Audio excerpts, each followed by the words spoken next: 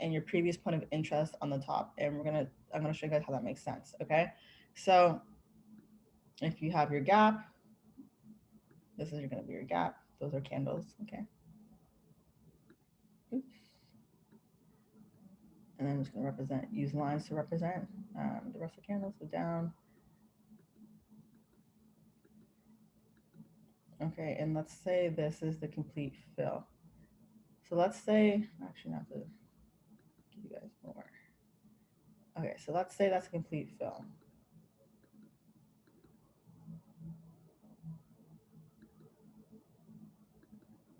Okay, so in this scenario, I actually made the complete fill your UT.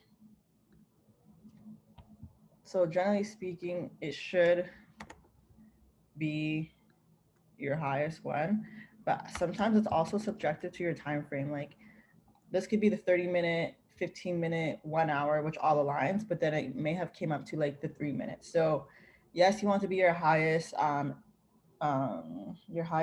candle, but sometimes you just may not see something. Like it could be this body is a little bit higher than the UT, which makes a UTAT, and a Wyckoff taps into like a 1 minute. Okay, but generally speaking, what you don't want is it to be like, what's that? For it to be your buying climax passing through your UT and then your UTAT, then it's not respecting. So you guys will say, well, I will tell you guys sometimes it's not respecting the point of interest. Respecting the point of interest, and again, if you go back to the course, is when your bodies are closing below and rejecting.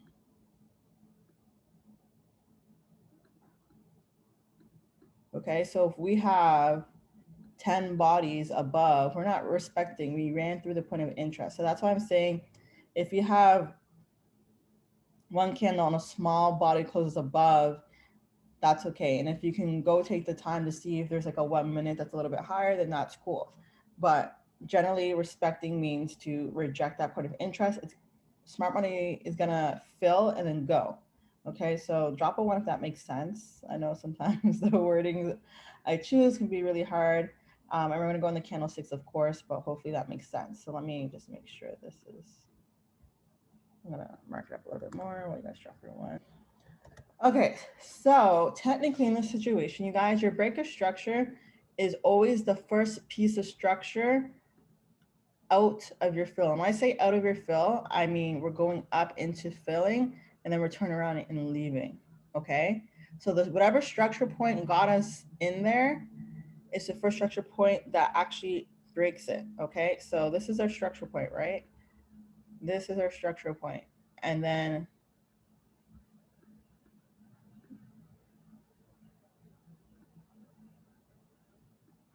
this is our structure point. So the first structure we had, or the last structure we had until we got into a point of interest, is this one. So this is the one we're trying to break. So in here, there's no breaker structure. A lot of times people, and this is a huge mistake, so pay attention. A lot of times, a lot of people will find some candlesticks in here. They'll have like buy candle, a small little doji, and they'll act like it's a whole structure point and say breaker structure. No, no, no, no, no. So you can have pullbacks like this before breaking the structure, but that's not a breaker structure. The structure is actually when you create a new low after the POI. Okay, so this is a different scenario, and I have a scenario like this to show you in the candles, because usually when I show you guys this, it's the M SAL versus the regular SAL and the U tab. But I want to show you guys it can be a little bit different, just so you guys understand different scenarios. So this is technically the breaker structure. Okay. And then you're gonna get a sign of weakness as part of the schematic. So it's already automatic that this should happen before you take the trade, or it's not a schematic. So this is gonna be like another breaker structure, but I wouldn't label it that because this is really your breaker structure that's really telling you, okay? Because the reason why you have to pay attention to that is, again, sometimes people get the candlesticks messed up, and someone might do, I keep saying you guys, I don't mean you guys. It's just sometimes it can be confusing if you see something like this. And this is what I see all the time.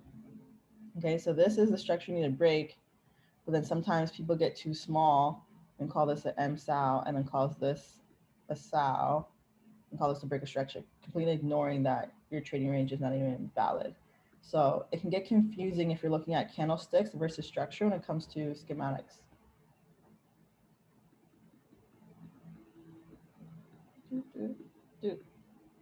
Okay, and your entry would be as normal. A double confirmation for me that makes me like truly happy on the inside is when it breaks two structures. So you're gonna have this breaker structure within your schematic anyways, especially if it is a schematic. You're gonna like, because you're exiting the trading range, anything's gonna look like a breaker structure in comparison to your AR, right? But when it actually breaks the second, so the second last structure, that's when you have the most beautiful sign of weakness. And if you check the chart gallery, your sign of weakness should really be extreme, in my opinion. Like any sign of weakness, and that's why I just don't like this book sometimes. Like this type of sign of weakness to me, obviously it's not even showing you unhealthy price action like that, unless the entry was like up here. But obviously they're showing trading range alignment.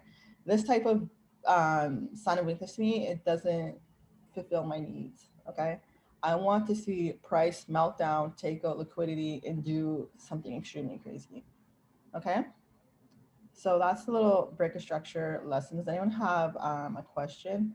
Again, in the notes that you guys are taking, and you guys can screenshot this if you don't have time, this is what I want to see. And I always do this with you guys because for me, until I was drawing this out myself, that's when I started to understand what I was trying to do. Okay, drop a 3 if it makes sense, and we can go on to some examples. What is, or where did anyone struggle with breaker structure? I think, and we're going to talk about continuation of structure, but for me, everything looks like a breaker structure, right? Because guys, the market goes up and down. So the amount of times that you guys are going to be confused or unsure of trend or whatever is going to literally be half of the time because the market goes up and down. So being able to focus on certain areas that you're actually supposed to be in, aka previous point of interest or actual point of interest, is what's going to help you be on the right side, be where you have to be.